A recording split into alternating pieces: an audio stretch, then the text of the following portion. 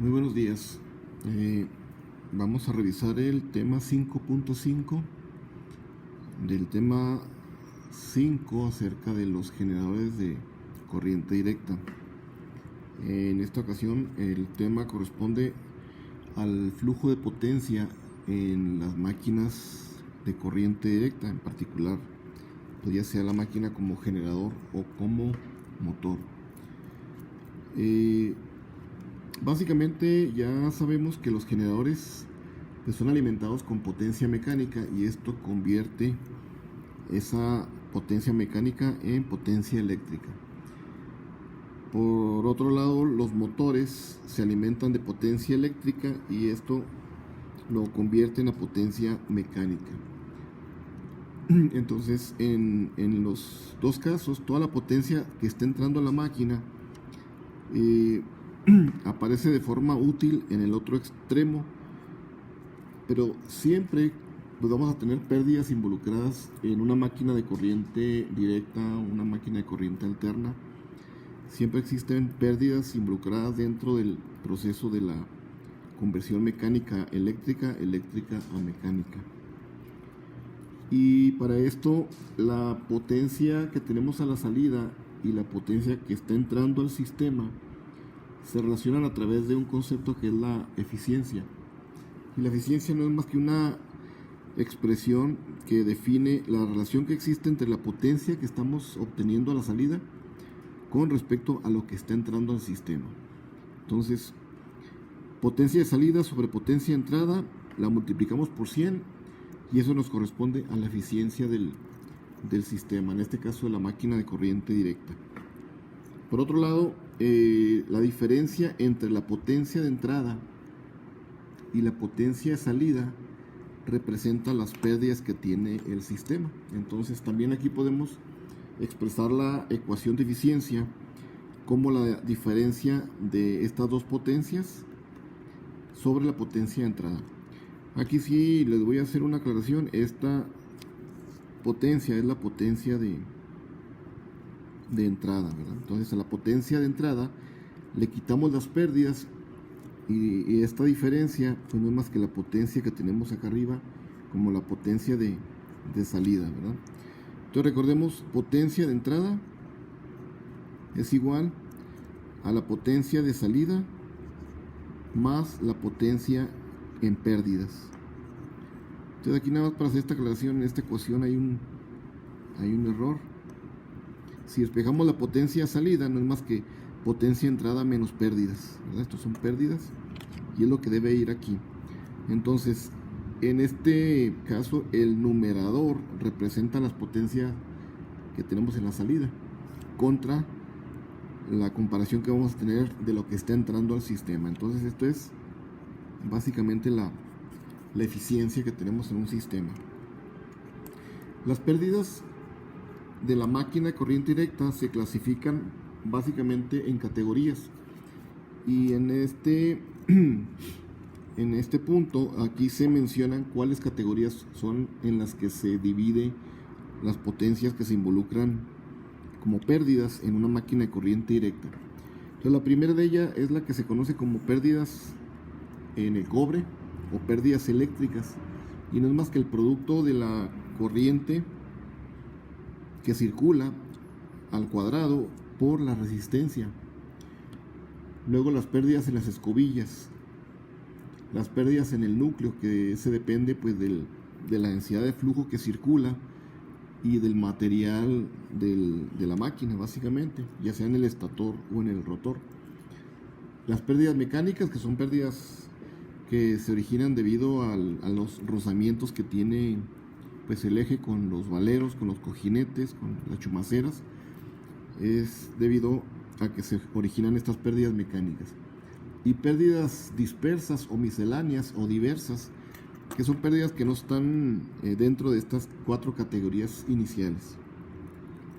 Las pérdidas por el cobre básicamente son aquellas que representan pérdidas en los devanados de inducido, en los arrollamientos del inducido y los del devanado de campo, ¿verdad? Entonces son básicamente dos pérdidas eléctricas y estas pérdidas están dadas por estas dos ecuaciones.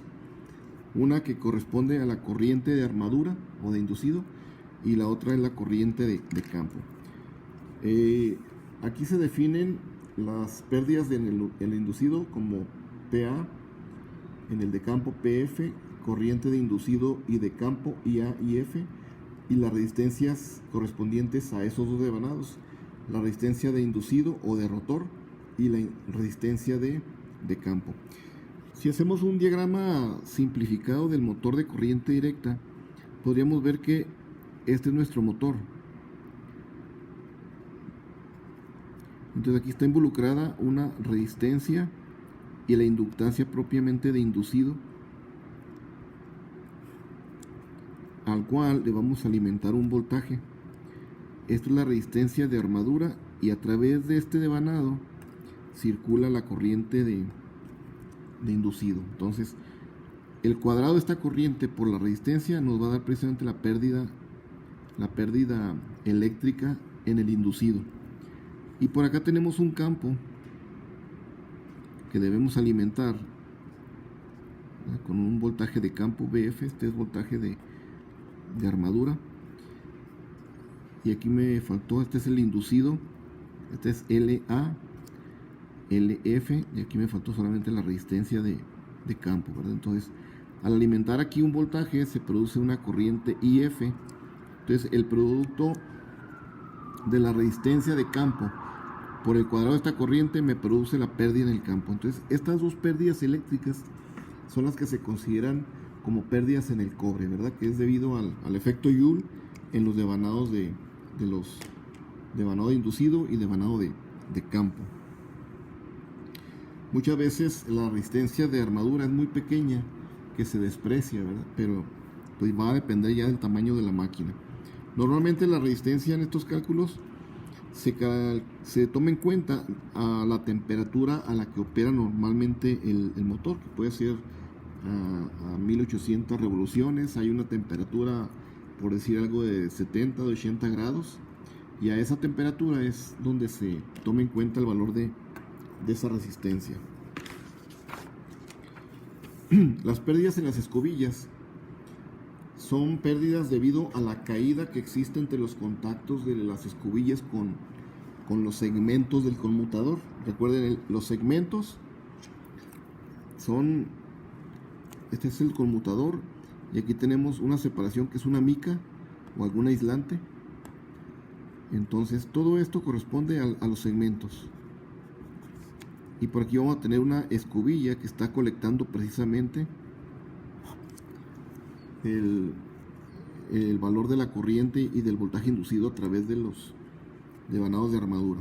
Entonces, este contacto que tenemos aquí, ¿verdad?, es el contacto que provoca pérdida en la escobilla. Entonces, como este conmutador se está moviendo a una cierta velocidad, ¿no?, que lo da precisamente la flecha en el generador o en el motor, entonces la escobilla va a estar fija y este conmutador va a estar desplazándose con cierta velocidad. Entonces cada vez que la escobilla pasa por un segmento, pasa luego por un pequeño espacio de aislamiento, pero luego se conecta directamente al siguiente segmento. Entonces es como si fuera básicamente un interruptor, ¿verdad?, de un segmento a otro segmento. Y aquí tenemos los contactos, ¿sí?, que van a estar haciendo contacto entre estos dos elementos. Entonces, prácticamente el cálculo de la potencia perdida en las escobillas se determina como si esto fuera un interruptor. Entonces el interruptor lo podemos asumir como un interruptor que está abriendo y cerrando. Entonces el valor de la potencia perdida en las escobillas va a ser el producto de un voltaje entre escobillas y la corriente que circula a través de la escobilla. Entonces esta sería la corriente de armadura, que precisamente es la que sale o entra a través de la escobilla, y la diferencia que tenemos en el interruptor va a ser mi voltaje que tenemos en las escobillas. Entonces el producto de un voltaje y una corriente me produce una potencia. y esa potencia para nosotros va a ser una pérdida en el generador o el motor. De tal manera que la pérdida en las escobillas no es más que el producto de un voltaje por la corriente de armadura. Aquí se define precisamente la pérdida por caída en las escobillas, la caída de voltaje VCE y la corriente del inducido. Generalmente la caída de voltaje en las escobillas es del orden de 2 volts. Entonces imaginemos que tenemos aquí 2 volts por 100 amperes. Pues esto me provoca una potencia perdida de 200 watts. Pero las máquinas van a operar a corrientes mucho más altas dependiendo del tipo de máquina que estemos tratando. Entonces generalmente pues circulan corrientes muy altas en los generadores o en los motores de corriente directa. Pero en valores específicos, pues la caída anda en el orden de los 2 volts. Las pérdidas en el núcleo son pérdidas debidas a la histéresis que se ocasiona en el metal del motor y a las pérdidas por corrientes parásitas. Entonces básicamente estas pérdidas tienen que ver con la densidad de flujo de la máquina a través de los campos. Los devanados de campo generan corriente, esas corrientes generan una densidad de campo magnético por donde circulan el flujo. Y también en el caso del rotor, pues esas tienen que ver con la velocidad de la rotación de la máquina, ¿verdad? Entonces están relacionadas tanto por la densidad de flujo al cuadrado como por la rotación de la velocidad de la máquina elevado a la 1.5, ¿verdad? Es como se determinan esas pérdidas. Generalmente las pérdidas en el núcleo, en muchos de los casos, el fabricante de motores pues da el dato, ¿verdad? Cuánto representan esas pérdidas en porcentaje, y en los ejemplos que se vayan a ver pues también muchas veces se dan ya por anticipado estas pérdidas. Las otras pérdidas son las mecánicas y pérdidas diversas, ¿verdad? O pérdidas misceláneas o dispersas. Las pérdidas mecánicas tienen que ver básicamente con la fricción y el rozamiento con el aire que tiene la máquina. Por fricción se entiende cuando hay un frotamiento en los cojinetes de las máquinas, es decir, la flecha está soportada esta es la flecha, ¿verdad?, del motor o del generador, y aquí lógicamente que va un valero que está soportado en alguna parte del motor. Entonces al girar la flecha tanto en el generador como en el motor, pues aquí ocasiona rozamiento, ¿verdad?, en los cojinetes o en los valeros o en las chumaceras de los motores, y eso es lo que representa las pérdidas mecánicas por fricción y rozamiento. En el aire, como la máquina está girando internamente, la máquina tiene una oposición con respecto al aire, entonces esa representa una pérdida en las máquinas eléctricas. Estas pérdidas pues varían básicamente conforme al cubo de la velocidad a la que rota la máquina, ¿verdad? Entonces este es un dato importante, que la velocidad pues se eleva al cubo y esto nos da las pérdidas mecánicas. Y las pérdidas diversas son aquellas que no están contenidas dentro de las 4 categorías anteriores. Entonces no se ubican dentro de esas categorías, mas sin embargo pues son pérdidas que se pueden agrupar, y en la mayoría de los casos se pueden también conocer del fabricante, y generalmente pues se toman con un porcentaje del 1%, 2%, 3%, ¿verdad? Que son pérdidas adicionales que es importante considerar dentro del cálculo de la potencia de entrada a la máquina y la potencia de salida. Existen diagramas de flujo de potencia que nos indican dónde se está quedando esta potencia. Entonces una de las técnicas que se utiliza pues es usar ese diagrama de flujo de potencias, en el cual la figura 739 nos indica diagrama de flujo para el generador y diagrama de flujo para el motor. Entonces básicamente estos dos diagramas son muy similares, solamente que uno es para el generador y otro es para el caso del motor. La potencia mecánica que es importante considerar es la que está entrando al generador. Entonces, esta potencia mecánica es igual básicamente al producto del par inducido por la velocidad. Por ahí hubo un problema en el examen en donde pues había que tomar en cuenta el par inducido, ¿verdad? Que este par inducido se da en newton metro. Entonces, en el caso de la flecha del generador, nosotros conocíamos este par inducido, con cuánto par se está moviendo la flecha del motor, y también debemos conocer la velocidad del motor. De ahí directamente calculamos la potencia de conversión como el producto de este par que tiene la máquina. Aquí tenemos un par, ¿sí?, con el que se gira el motor, y la velocidad a la que está girando el motor. Entonces, el producto de estas dos cantidades me representa potencia de conversión. Esa potencia pues va a dar como producto de los radianes por segundo por los newton metro, me va a dar potencia de conversión, y esa potencia está dado en watts o en kilowatts, ¿verdad? Y esa ya la convertimos nosotros a los caballos de potencia o a los HP. En el caso de la potencia eléctrica, cuando alimentamos una máquina de corriente directa, la potencia eléctrica que produce es el resultado de la tensión inducida por la corriente inducida. Entonces, esta es la potencia eléctrica que está entrando a un sistema, ¿verdad? En este caso a un motor. Al motor lo alimentamos eléctricamente para producir una potencia mecánica. Dice por aquí, esta no es la potencia que está presente en las terminales de la máquina.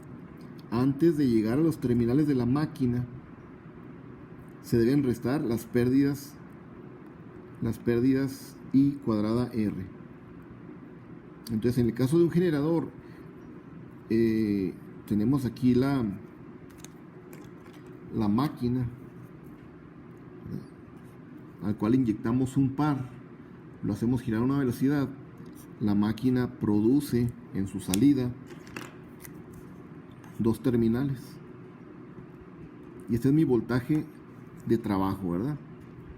Pero aquí me falta restar lo que es la caída de la potencia perdida por el efecto Joule.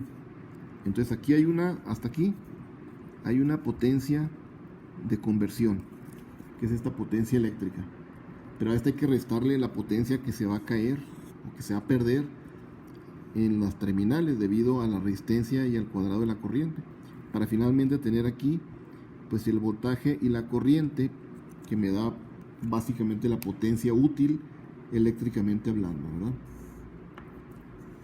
Entonces hay que tomar en cuenta eso, en qué punto tenemos también que tomar en cuenta las pérdidas eléctricas y también las pérdidas en las escobillas. Generalmente a veces se puede omitir la resistencia de inducido porque es muy pequeña, o la escobilla, si no tiene mucha corriente demandada el generador, pues también 10 amperes por 2 volts nos van a dar 20 watts. Entonces se pueden despreciar muchas veces esas pequeñas pérdidas, ¿verdad? En este diagrama aquí vemos cómo se van distribuyendo las potencias a través de este diagrama de flujo. Entonces aquí tenemos potencia de entrada, es igual al par que tenemos de entrada por el valor de la velocidad. Pero esa es la potencia que tenemos mecánicamente en un generador, y esa potencia se distribuye en potencias perdidas como diversas o misceláneas, también ahí le llaman dispersas, en potencias perdidas mecánicamente, en la potencia en el núcleo, que depende de los materiales del rotor, ¿verdad?, los materiales metálicos y la densidad de flujo, y hasta aquí llega esa potencia de conversión. Entonces aquí tenemos precisamente el valor de la potencia inducida por la velocidad, me va a dar el producto de estas dos cantidades, y a partir de ahí ya se separa simplemente en dos potencias, la que estoy entregando eléctricamente y las perdidas por las escobillas y perdidas por aquí por la del rotor, que es I cuadrada R, más las perdidas por las escobillas. ¿Okay? Entonces esto tenemos que tomarlo en cuenta para finalmente tener la potencia eléctrica, que es el VT por la IL, que es IL en realidad es la corriente de armadura, ¿verdad? Y en el otro caso, si la máquina la usamos como un motor, pues tenemos el caso contrario. Al motor lo alimentamos con una potencia de entrada eléctrica. Esa potencia se distribuye en potencias perdidas, así como acá las potencias de los devanados de rotor y la de las escobillas. Y luego ya aquí llega la potencia de conversión, donde esa potencia de conversión pues no es más que esta expresión, ¿verdad?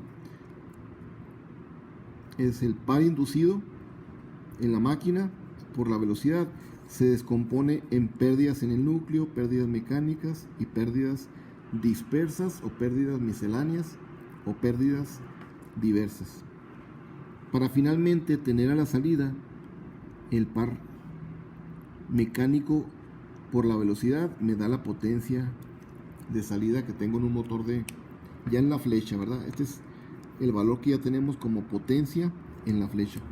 Cuando conocemos la potencia en la flecha, entonces esto es lo que tenemos prácticamente como potencia en la flecha del motor, ¿verdad? Entonces, muchas veces se da este dato en muchos de los problemas que vemos en máquinas eléctricas, que era el dato que se daba precisamente en el ejemplo del examen. Se daba el par inducido y la velocidad. De ahí había que calcular la potencia en la flecha.